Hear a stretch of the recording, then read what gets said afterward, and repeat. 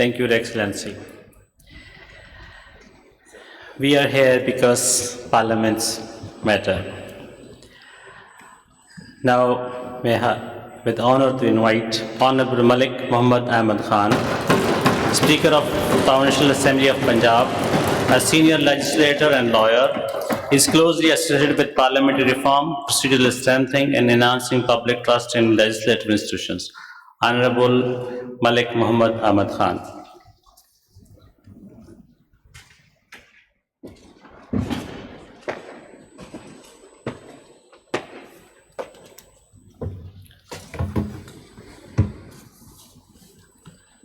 Bismillahirrahmanirrahim.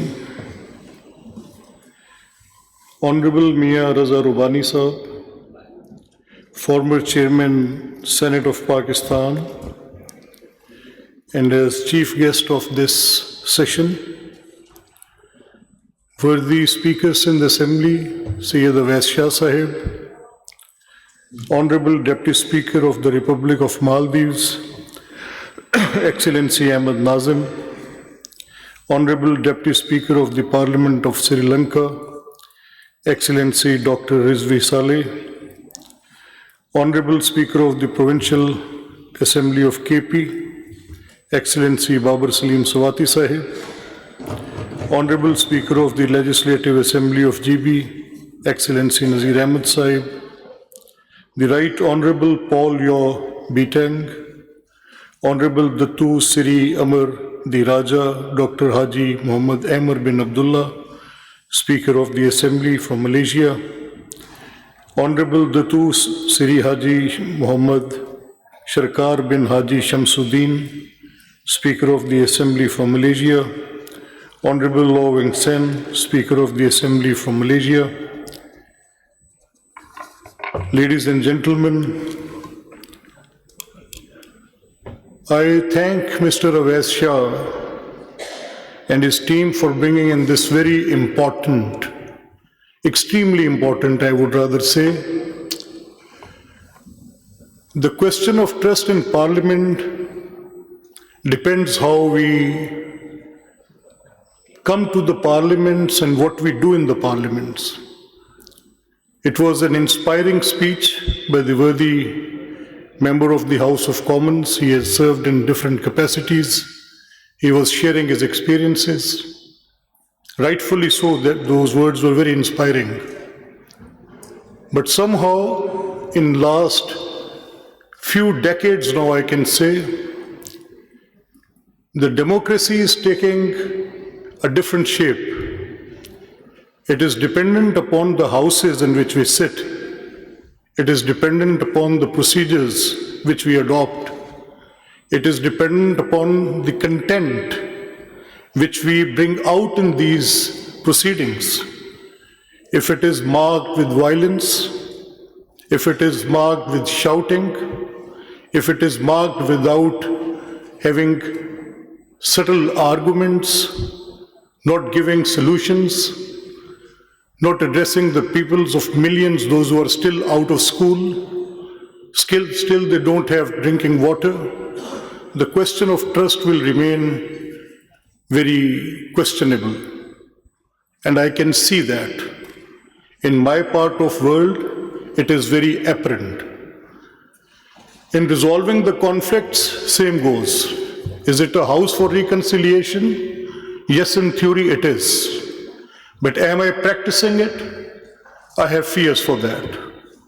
Are those issues, those are related to security? Can we just speak on them? Are those security issues, are these houses or the parliaments or the places where these debates have to be generated? I look around in my region. May those be in my neighboring regions. May those be in my country, may those be in the South Asian countries where we think that democracy has their own ways and they preach that they are the largest democracies, but still decisions are made elsewhere. I have no evidence saying that it is a day of strong executives. Yes, it is. It is a day of popular populism, popular leaderships emerging. Is it a bad day? Or is it an order of the day? Or will it continue to be the order of the day? Is it weakening the institutions?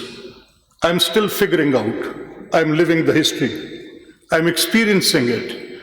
I'm finding that the dignity which was related to the democracy, it has traveled a lot. It has traveled through the religion. It has traveled through different phases of the history. It has come to the democracy, and the reflection of the democracy was these houses. In these houses, I find that still standing on this day, in this century, we are lacking. Ladies and gentlemen, this is a question of concern. In practice, we say, yes, it is. It has to be this way. These parliamentary oversights, they can produce results. If West has shown us some ways of these inclusivity and these parliamentary oversights, changing and transforming the world for them, giving reason to the people and the populace, those who vote for these governments, to be part of that, it has happened. So can we do that? Do we have to invent a new wheel?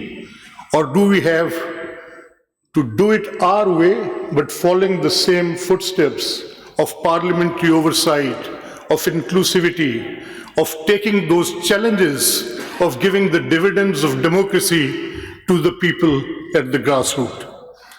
Today, in my part of world, these conferences are helping. In the Lahore Charter, which we held last year in 2025, we spoke on multiple challenges. On AI, I have my concerns. I take it as a challenge, or is it a challenge, or is it an opportunity which will lead the way? It is leading the way in medicine, it is leading the way in industrialization, it is leading the way in education. But we sitting here, those who have to legislate, are we equipped with it? How to legislate and regulate that? Can we leave these AI engines with the private companies? And can we just not look into the history? That we as humans, I just have to quote Harari's new book, Nexus is one quote, that we as humans are in practice of creating monsters which we don't know how to deal afterwards. So it is still a challenge. AI has its own benefits, but if it is left in the warfare, how to deal with it? Will it be inhaling the old inhabitations is still a question mark. And these parliaments, are we equipped? I have to say, no, sir.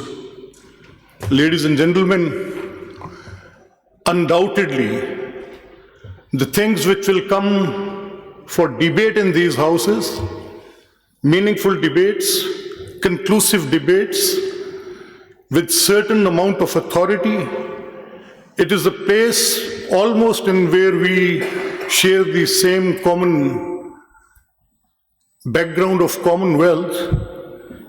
We have some certain similar rules. And in these rules, we can clearly understand that executive takes birth at this place. In most parts, in most constitutions, it is answerable to these houses. But somehow, the minute we climb the ladder of executive, we divorce the parliaments. This is the reality of the day.